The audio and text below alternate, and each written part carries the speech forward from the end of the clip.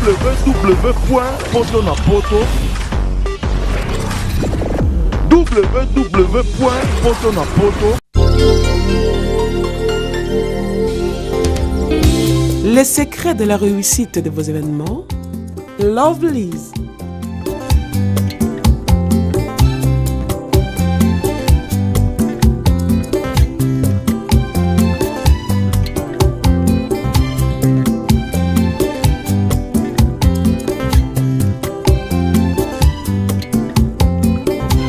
It's simple. Try and try again. Lovelyz.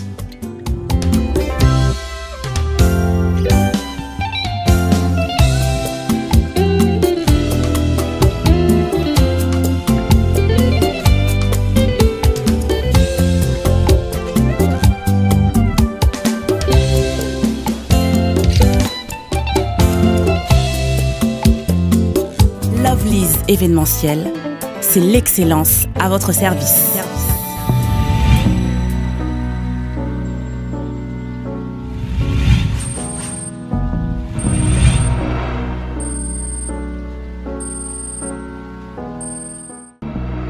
Merci de me retrouver partout dans le monde à travers www.potonapoto.com, les sites d'écran, les sites de professionnels. Ensemble, l'équipe Potonapoto Kinshasa, l'élo est à 31 décembre 2016, clôture jour dernier et à année 2016, qui est au compte à année 2017.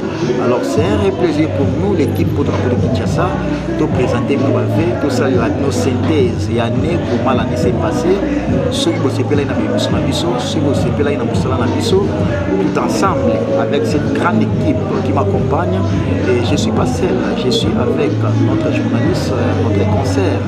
Elle s'appelle Arlette Mafouka, avec qui vous allez en savoir, vous allez la découvrir tout au long de cette grande entretien.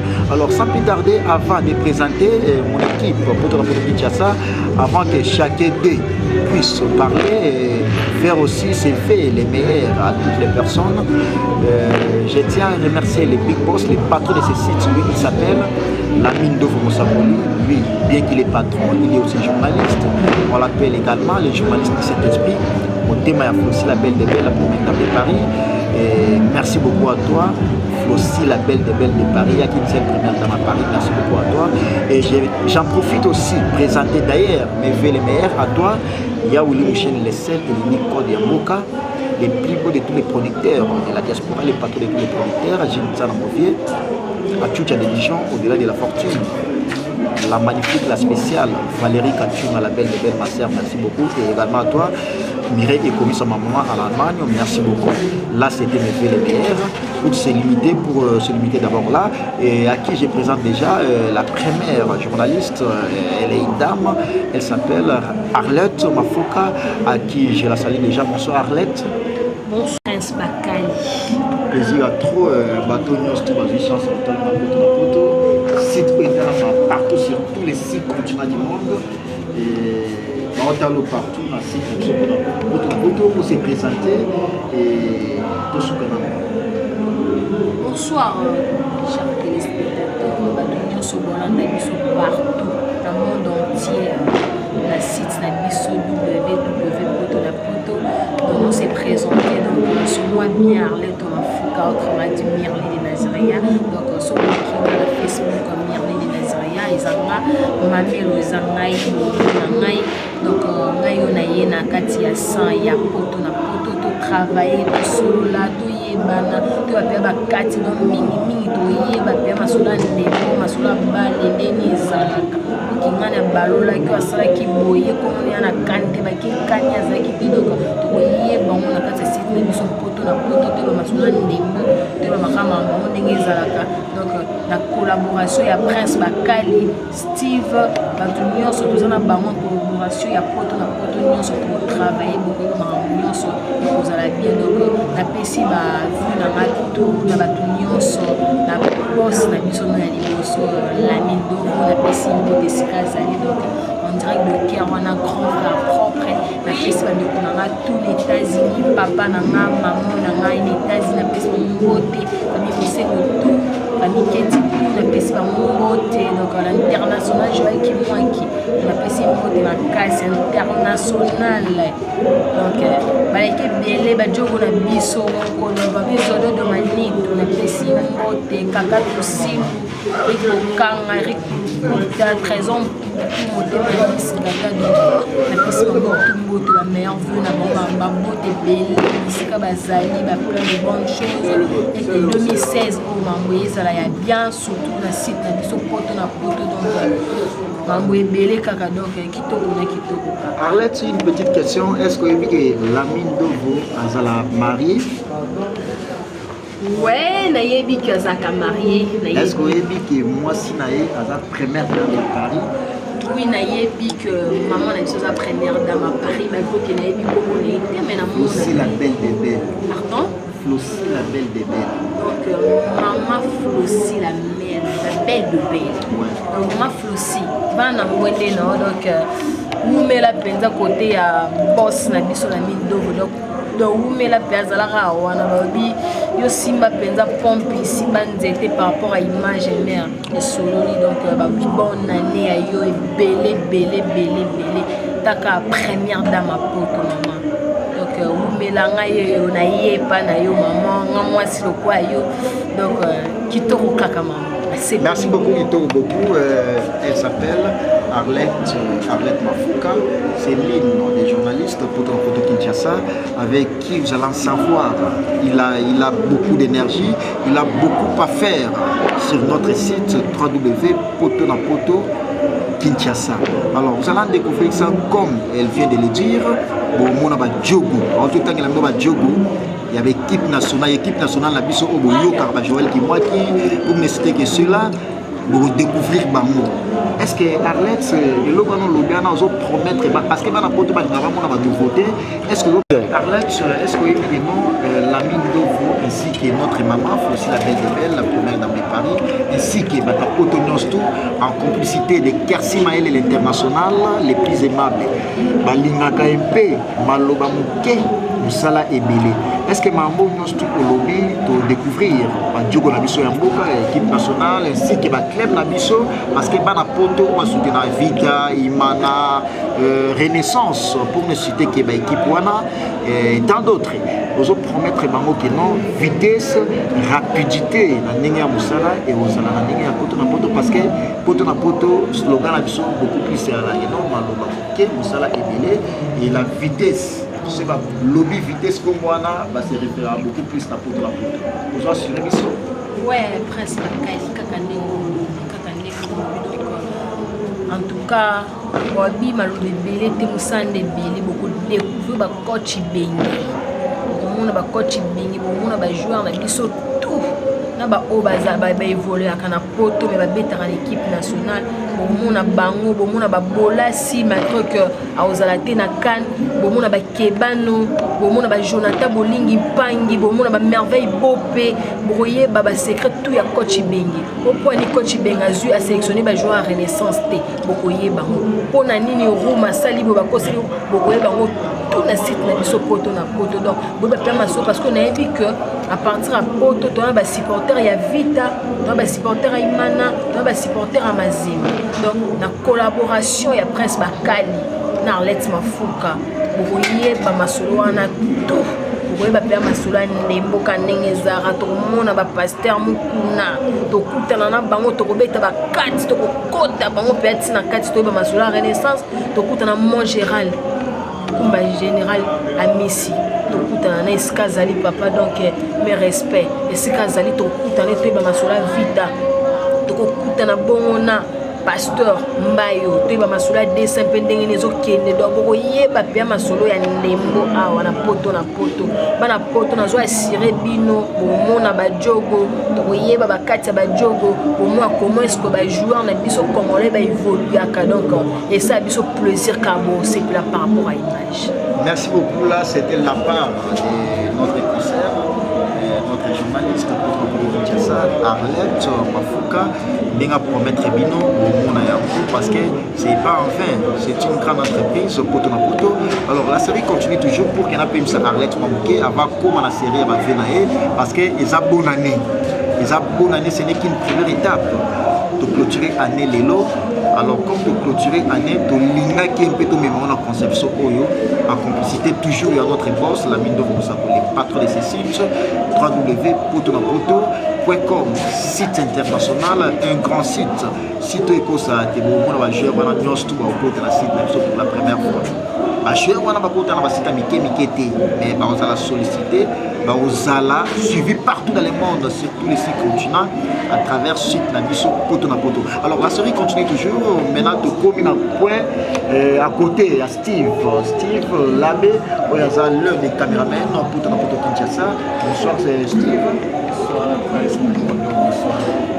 Partout dans le monde, Murph aussi la belle des belles, ainsi qu'équipe Potonapoto Europe, Kersi Maïle, ainsi que Namine de Vomosako, patron à Citoyo, bien qu'il est patron, Aza aussi journaliste, on l'appelle le journaliste du Saint-Esprit, impressionné les amis, il a partout dans le monde, on va les écouter. Bonsoir, bonjour,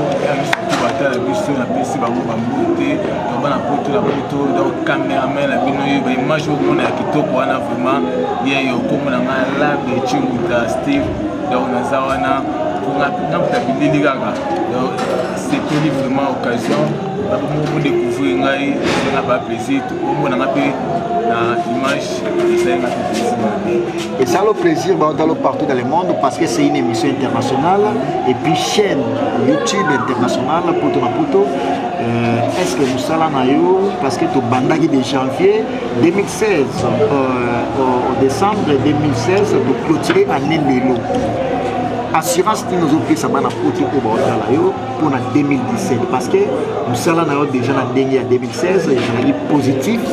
Alors en 2017 nous allons promettre bateau parce que il y a où les moucheni les scènes et les micros de l'invondoské qui a talo Abdul Mfondo azotala yo Nicolas Onyente pe mutuna yo azotala yo assurance nous a pris ça bateau on a bazala yi déçu que en 2016 toujours pour 2017 nous allons promettre donc assurance on a repris sa promesse on a promis que bana pour baboni tout ya site na biso pour na pour zara boulot kaka image kaka donc biso image kaka ndi bomona kaka 2017 il faut la lycée pour ba lisusu donc vous avez décidé ba image bomona ka pour na ana bomona image voilà ce qui donc et le la binwana donc ba c'est sous mailler les bosser là donc ça là ils allaient belé bomona. Merci beaucoup. Ndega conception idéologie à site Moussala et Belima lui c'est Steve Labé, l'un de nos caméramans avec qui nous sommes là avec lui. On n'a pas pu terminer, on va continuer avec lui. Mais dis-moi, nous passons toujours à côté de aussi de nos caméramans, il est aussi réalisateur monteur. Les moments où on a émission à la monteur, elle a bien réalisé, c'est grâce à ce monsieur. Lui il s'appelle Chris Mouepou, réalisateur professionnel. Monteur professionnel, caméraman professionnel. Il a 3 titres, et puis il a su. Merci beaucoup à toi, la mine de Vomosako, les patrons de ce site, les big boss, boss ORSP, voilà Tagitoko, on va appeler la mine de vous appeler autrement bonjour. Parce que non, presque pas qu'à l'éviter, non, Paris, la mine de vous à la bourgeois. La mine de vous, les grands bourgeois. De l'idéologie toujours il y a miré et commis sa femme quand on vivre dans le nord na kati ya Belgique na kati ya Allemagne wana so qui na ndenge ya Liège au mona bato lokola ba Stats Ambro leader ya Liège so yé na ndenge ya ba Italie au mona Chico Obico made in Italia toujours à côté ya Christelle Masembumba moi si beauté la tante Soto. Bonsoir Chris. Bonsoir Chris. C'est comme Souza Malili sinon ça va partout dans le monde à travers Potonapoto. On a une image, ça l'a filmé et puis ça l'a bien monté, bien réalisé et ça l'a grâce na yo yone to sala musalana ou ça l'a chargé à musalana. Alors bateau nous tout une chance à découvrir yo na ndenge ya site na lelo parce que les a clôturé année. Message nous repère ça pour la première fois Oui, je dis merci à ma fidèle disons téléspectateurs, comme je pourrais dire, il y a Potonapoto, partout en France, Paris, Allemagne, Bruxelles, Donc après c'est vraiment bonjour, bonsoir et à tout. Donc on est là pour bosser, on est là bien que tu es basi des analogues et mais la différence ne manque toujours pas. Donc on aura encore ce temps d'améliorer encore plus notre travail pour cette nouvelle année qui commence dans quelques heures. Merci beaucoup, mais au moins vous allez à l'œil positif ou négatif, moi personnellement, parce que l'histoire personnelle, il y a poto à poto, en commençant par notre boss, la Mindofo, ainsi que sa femme, qui est la première dame de Paris, appelée autrement.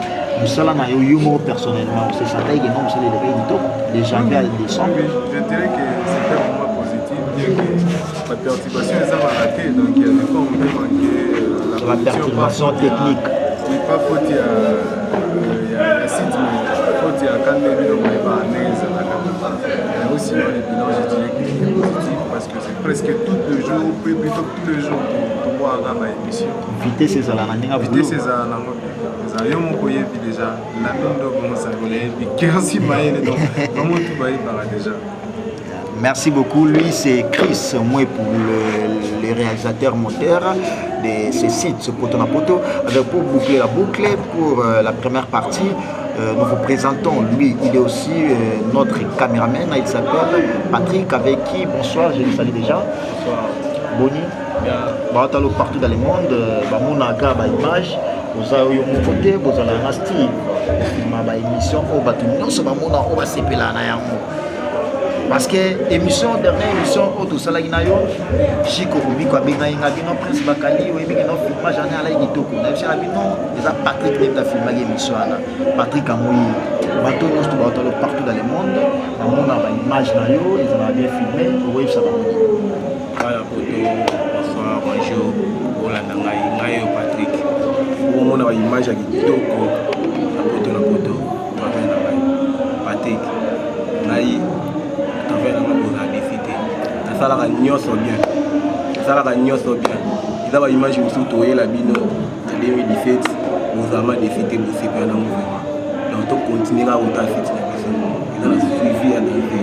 Donc pour la défité na nyonso au sein de tout ça. Tout ça on a tout ça bien cadré à travers l'ami de ça patron. Donc maman aussi les belles nous a défité à travers. Merci vraiment la PC. Ba na poto nyonso mbote bato nyonso tosala bona la site moko mbote pesi les grands journalistes na biso Prince Bakali donc aleki balobeli ebele na kati ya basite bino ba poto komona na yesu na monteur na biso les grands monteurs asimbi na le chaîne na mule na kati ya Kinshasa na RDC Chris ye wana mtasala wa image to yesu na mama na biso Taylor Vanda Maman Arlette, ceux qui ont besoin au monde pour tout trésor, à travers ceux qui ont besoin au monde, banani,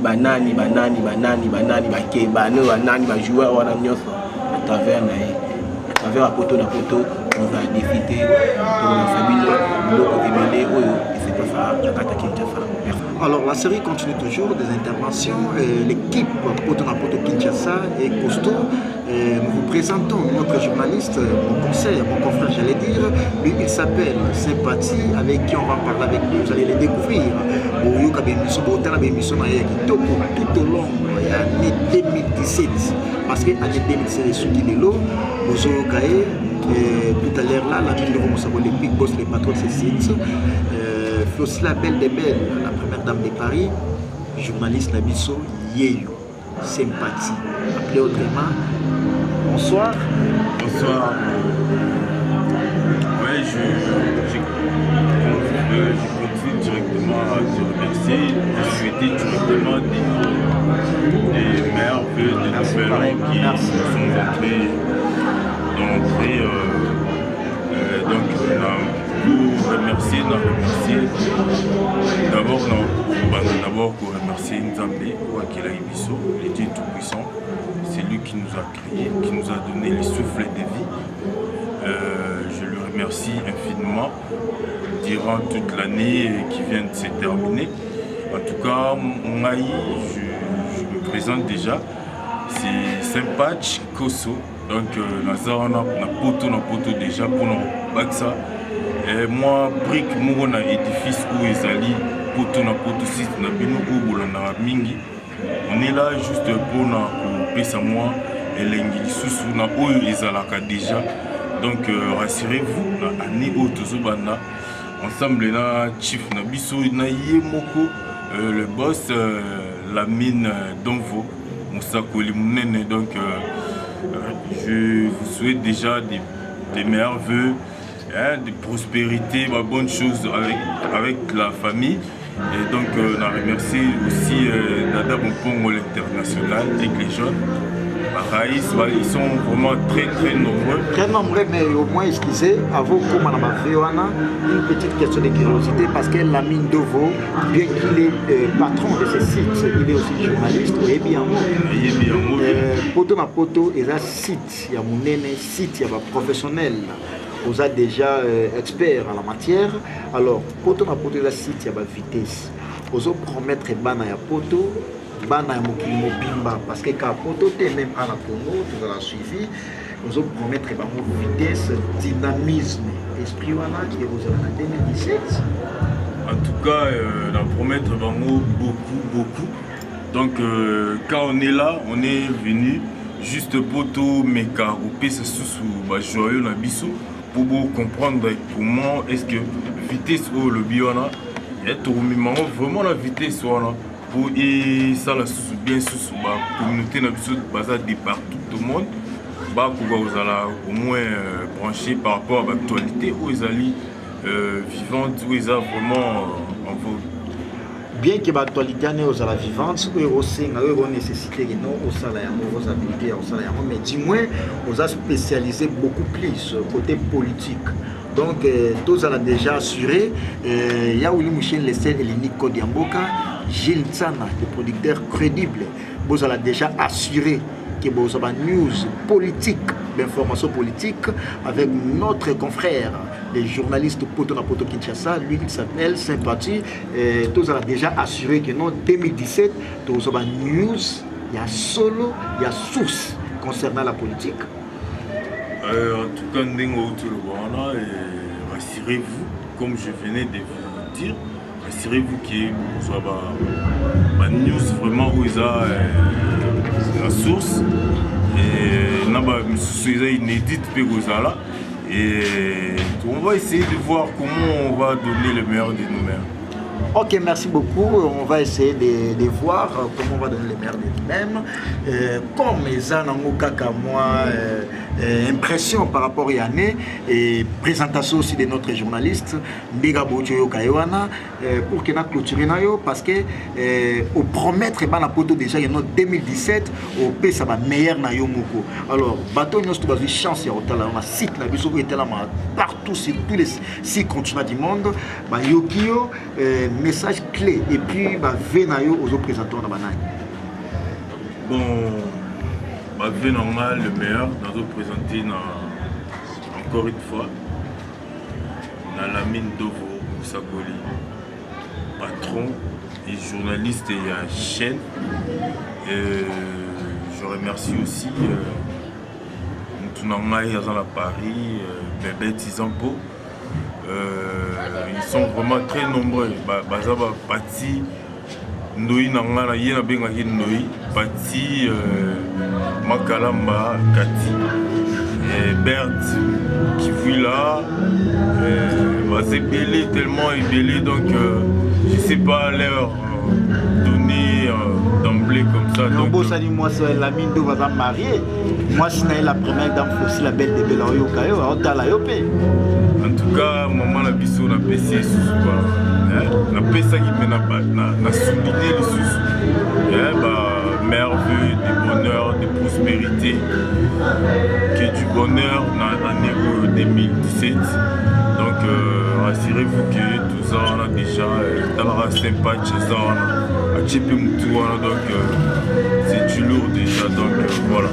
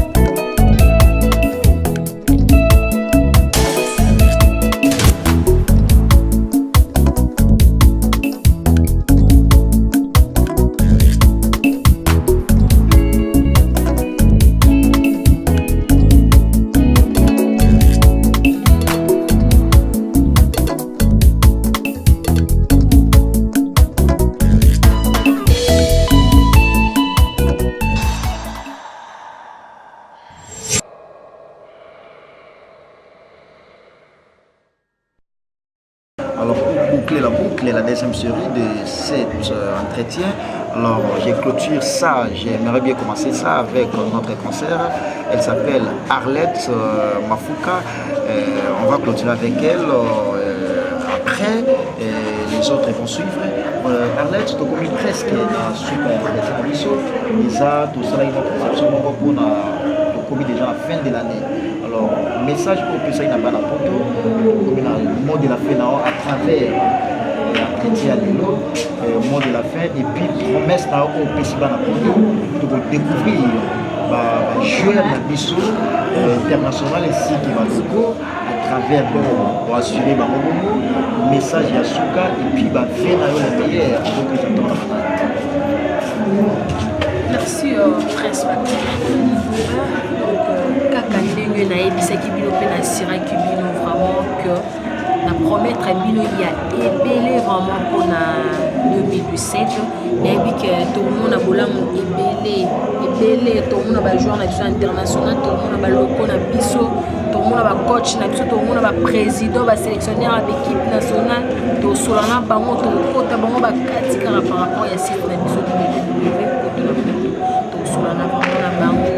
Donc on a promettre bino ya ebele ba surprise eza ebele bomona penza peana donc Prince Bakali Arlette Mafuka équipe mobimba to ke lubumbashi to ke kando yoko découvrir pe ba kati penza ya mamba bali pour mona ka ke poto na poto par rapport ya boss na biso la mine dovo donc tozala kaka to kinde to koma to mona mambo ebele et on a pesi penza ba meilleur vœu la bonne année na la mine d'ouvre ici Kazali na Paris na pesi beauté na madame nae Bobby première dame ya poto mama donc vanda pe na ngwende na aussi banzete simba pompi vraiment maman na pesi ba bonne année ba meilleur vœu ici Kozali ba beauté belé bonjour bonsoir bana poto tout na pesi bango bonsoir oncle na nga maomo sengo na pesi bonsoir esika na azali na poto famille Mosengo tout wabi na pesi ba jogo na biso tout bisika bazali na pesi bango mbote sans oublier l'international Joël qui mpela sa mère bayaya na pesi mbote belé international kulukuta papa la motema ashta kulukuta na pesi mbote na pesi bango ba meilleur V13 ans pour ya gaga balobi on a pire vie na ya dégâts ya ba jeté Jonathan Bolingi Mpangi Mejek Elia na pesi bango mbote international Robert Kidia ba esika zali na pesi ba meilleur vœu na ba bonne année ba noi modon mambo belé kitoko sans oublier balobi journaliste international Prince Bakali esika yo zali na pesi ba bonne année équipe mobimba ya poto na pesi bino bonne année Chris bonne année Patrick bonne année Prince Bakali bonne année Steve on a pesi et bonne année bisika bazali do ba bonne année belé sans oublier toute la famille Chinguta Sonia Chinguta na pesi bango bangote et belé ba bonne année et belé bisika bazali donc Nzambe abakse belé pe 2017 oyo tout le monde na makama malamu donc ba bonne chance et belé non na groupe na biso nyonso oyo poto na poto bonne chance na mbula oyo ezobanda sika ya mambo ebele ya sika bomona ba nouveauté bomona mabo découvrir ma mususu bona bomona te à travers site na biso poto na poto donc na pesi binoso merci bye. Merci beaucoup, là c'était notre concert, journaliste photo Arlette Mafuka, avec qui Tchébino en défi pour comprendre où il y a lobby. Parce que ils ont la vérité au bisoto ebi, mais bino comme boebi en moté, ils ont découverte de mon amour tout au long de l'émission. Alors on a bel et bien clôturé avec elle, Arlette Mafuka, qui est notre concert journaliste poto na poto. Vous allez en suivre, vous allez découvrir ces émissions, ces belles émissions, parce qu'elle fait bien son boulot. Mais vous allez en découvrir ça sur nos sites www.potonapoto.com. Merci beaucoup et bonne année à toi, Dr Kinkani les bourgeois, ma petite Kinkani. Merci beaucoup notre maman, l'internationale maman À toi aussi, Made in Italia Chic Obico, un jeune pour la jeunesse, Francis Moïse Mundabi. Merci beaucoup à toi. Alors pour clôturer avec toi, Patrick, venez les meilleurs, la mine de votre Otalayo, Waza Boss Nabiso, Kersi Maël est le plus aimable à Otalayo, la première dame de Paris, aussi la belle des belles à Otalayo, vous aussi la fait dans la manani, et puis mot de la fin dans la tête. Merci vraiment, en tout cas vraiment. La Pessimbo est dans la Kellerland VIP, Yem Takani Djoubek, Yem Takawana Masono, Djoubek. La Pessimbo est vraiment la TV à Dongo, Kamite Bomo na Bilini na Katia TV, il est vraiment allé artiste à solo, Yem Tabeti tous à l'école, indiqué Mas Yakinchasa, Yabana. La Pessimbo est la mutualité la Bissonio sur Ajika. Bala nyosa kilango ekilija tout ça oya vili banga to oyo akima kombo te mais na pesika en général bote na biso et puis na bosa été na José Mabengo na kacha Paris au mona bili la faire na au mona ki à travers na vai. Merci vraiment, merci vraiment bote na bino famille Bundu Patrick Bundu ngai bino nyoso vous a décidé na makambo na bisibino. Merci.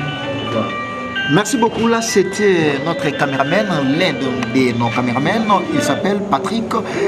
Comme vous l'avez bien suivi, il a parlé tout au long de ce grand entretien et on a clôturé avec lui. Il a bien clôturé l'année et il a bien salué aussi ses amis ainsi que ses vieux.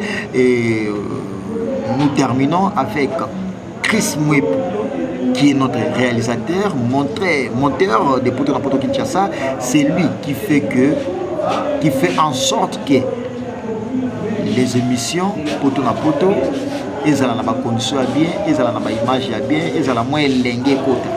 Alors, Chris a commis presque dans ce entretien à Bissou, Bana Poto Batala Kyo, Nimo Bandaki, et puis au commis dans Souka Yané, aux oeufs, ça va mon ligne au premier taille d'Abango, mot de la fin pour l'entretien à Bissou à soir, il y a l'élo, et puis ma dédicace dans la bateau Batala. Merci beaucoup, Passe Bakane, pour la parole. On a souhaité lever les meilleurs na batutu balingaka site na biso, chaîne YouTube na biso ya Poto na Poto, en commençant par le boss du site la mine de Bomosakoli, Kersi Maël ainsi que mais ngana yoyebi na kata otena linga beaucoup plus que benga les journalistes du Saint-Esprit. Ouais, les journalistes du Saint-Esprit. La PCA va monter de les places où la biso na Paris. On a souhaité faire le meilleur dans la famille, dans la Kombashi, papa, maman, la famille, tout le monde. Je souhaite le meilleur. Et puis dans les Konangai, Guillaume Makanyaka et Patrick Atongwe, Chris Soumba, Israël Kadengai, donc sans oublier aussi l'artiste Nathan Labiste, les jeunes artistes Nalila et Aufort. Merci beaucoup. Merci beaucoup. Là, c'était notre réalisateur, comme il a été bien présenté, Chris Mwepo. Alors, pour boucler la boucle avec Steve Labé, notre caméraman aussi des Poto na Poto Kinshasa, Steve Total Yotoyo qui est au lobby du début jusqu'à la fin, au Salima Bilanayo par rapport à l'année 2016, maintenant toujours à 2017. Nous promettre qu'à téléspectateurs, il y a Poto na Poto, immeuble, il y a Poto na Poto, c'est là la même chose, ils ont filmé par eux ainsi que Patrick. Message de mot de la fin pour traiter à l'élo et puis message clé ainsi que télécast parce que la parmi les sites c'est le présentation, c'est le Poto la Poto pour les salimats. C'est grâce à lui la ville de Bomosakoli ainsi que sa femme qui est mère aussi la belle des belles, la première dame de Paris. Merci beaucoup. Et à côté au monde Kersi Maël, l'international les plus aimables. Merci beaucoup. Et mot de la fin ainsi que ma dédicace sur la bateau Nostro Baotala.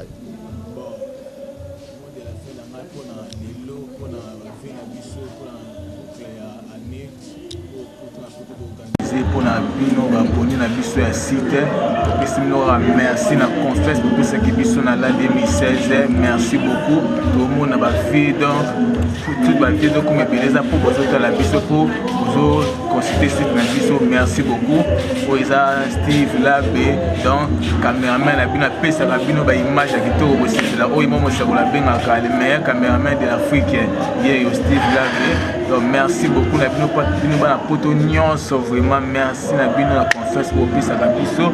Donc ce que vous rejoindre cameraman na bino mettez na Facebook là Bechi Muta Steve moi message kaka ba na poto moi message kaka cameraman na c'est ça bino ba image na bino bien wana moi message kaka meilleur vie et au sala nga pe plaisir ambe en pesa mbote na ngai donc na mosakoli waza mo boss na biso nyonso tout puis c'est ba mbote ba meilleur vie la maman Flozi la belle maman ya ba nièce danga tout kitoko wana vraiment na pesi no bote ba meilleur vie na coordonnateur ya biso ya niveau ya Paris na français Kersi Mayele na biso ba mbote ba meilleur vie na coordonnateur na biso pe awa Prince Bakali l'espoir de la presse na biso ba mbote na moteur na biso Chris Mopo équipe biso tout mobimba donc Pessimino va mbote ba meilleur vie na bino surtout donc en 2017 vous avez sala au bon message au bon na kozwa yango nde ko bakisa malisusu ya makasi donc merci na bino makasi cameraman bino yo alela bino fort donc de bino bozala ka bonne de botala ka biso donc ça la biso plaisir ta to ça ka musana pour la biso mote mais pour na bino pe to pesa bino ba sentiment donc biso bino bien possible la kango donc mais avec la bionion soignée ainsi comme bien pour la bionion surtout abonné la biso. Merci beaucoup, là c'était Steve Labbé, l'un de nos caméramans. Na mono za yo mogote au salinga près au salinga plaisir wana na mono tango na artiste moko eza yeno le kaka pesa no même bavé parce que aza à côté à journaliste to tika les gars inaperçu mogote il faut beau découvrir parce que aza à côté na biso ba professionnel bo mona yeno professionnel mo ga bakisa mina ndenge ya poto la poto eza toujours plaisir na biso eza toujours honneur ya site na biso parce que c'est un journaliste déjà et ndebo cho kayo wana bo ba promesse na yi parce que si tu as vraiment soit battu, tu es déjà pour Basalaka. Et tu as l'année ce que tu peux découvrir. Mais pour découvrir encore ma décision, pour découvrir déjà de le demain, de côté 2017. Ma promesse n'a pas été si vous avez bon mon amour en 2017. Vous représentez ce monde autant mon En tout cas, lui c'est un fait artiste. C'est un fait artiste. Artiste Nénégo a évolué. Ils ont une grosse surprise. Déjà, pour la 2017, ils cotent déjà en lice. Donc, vous avez déjà l'artiste a évolué à cheval de quelque part, Kinshasa. Il est à tout moment parti, mais à Zalara, ils sont souvent pénakines. Et à Zalara, pas côté donc vous allez le découvrir. Merci beaucoup. Il est ici, il est présent ce soir avec nous. C'est un peu spécial parce que c'était la présentation, les bilans du personnel de Poto Kinshasa. Alors, mais comme il est présent, il est ici ce soir avec nous, on ne va pas le laisser comme ça. Il peut aussi saluer, il peut aussi saluer en quelque sorte ce Batounaye. Il peut parler aussi un tout petit peu parce qu'il est ici présent, il accompagne notre concert. On ne peut pas le laisser comme ça. Bonsoir mon frère. Bonsoir mon ami. On a partout dans le monde, pour les sites, on est les poteaux na poteaux et les gars autour de la maison, on a un message bien que comme il a déjà moins aussi il faut les dire utiliser les comme déjà moins to yambayo to zoata sur la nayo to sala une émission un peu spéciale pour que tout sur la patte va découvrir na mesayo et puis to yé ba meilleur na au salaka mais dis-moi comment les qui na photo de ça clôture en 2016 c'est une fierté pour nous et on est invité parce que vous avez invité la biso artiste musicien à Sali biso honneur et la biso ce soir message nous refait ça bateau notre porte là et puis moi quelques dédicaces pour que d'autres gens moi taille Bonsoir ladies and gentlemen, je suis l'homme que l'on appelle Stevie D, le pro du rythme caverneux et de la mélodie à trap-tympon, l'ancêtre futurable, source intarissable de flow, MC durable, l'arme du crime, le king du naf. Là j'ai pas grand chose à dire, juste souhaiter, na souhaiter ba vue nanga vraiment na ba mélomane nyonso ya poto na poto Kinshasa. Linga émission poto na poto Kinshasa na ba Pour moi, l'amour, le progrès, la réussite, le succès se trouvent dans la paix. Donc je souhaite à tout le monde la paix pour l'année 2017 qui va commencer dans pratiquement 30 minutes. Donc la paix pour l'année 2017 à tous mes fanatiques ainsi qu'à tous les spectateurs de l'émission Poto na Poto Kinshasa. Je vous adore, on est ensemble, big up. Alors on a bel et bien clôturé avec lui pour la série des interventions. Et boyoka commentaire na bango bateau sala na bango et nazo remercier infiniment l'équipe Poto na Poto Kinshasa grâce na bango ni to sala musala kitoko. Grâce à ba cameraman wana, ya ba monteur wana o moni boyoki bango du début jusqu'à la fin grâce na bango ni musala ezala kitoko. Et quant à moi je suis bel et bien arrivé pratiquement à la fin de ce grand entretien et je ne cesserai plus jamais de remercier mon boss. C'est lui qui m'a donné ce grand espace, c'est lui qui m'a confié des responsabilités pour Poto Kinshasa et franchement je te remercie mais sincère remerciement j'allais dire indéfectible à toi Lamine Dovo Mosakoli et également à toi notre maman aussi la belle des belles, la première dame de Paris et je ne cesserai plus jamais de présenter mes voeux de meilleur à toi les sels et les Nico Diamboka. Il n'y a pas D, il y a Willy Moucheni, il y a Maleki et il n'y a pas D en Allemagne. Mireille est commise à la grande dame ma maman à côté de Londres. Là je vois Paola London, la femme de Valère Paola London, merci beaucoup. Et à côté de Liège, je vois Kenny Mbumba Arme Lourd, l'homme de tous les Rolex en or. Côté à Banabasi, au monde, il y a un moko ya bien, il y a possible. Les plus beaux de tous les producteurs de la diaspora, les patrons de tous les producteurs, Gilles Tsana, mon vieux, merci à toi. Également à toi, mon vieux, mon idole, Gilles Makaya, le célèbre, le pacificateur de Luanda.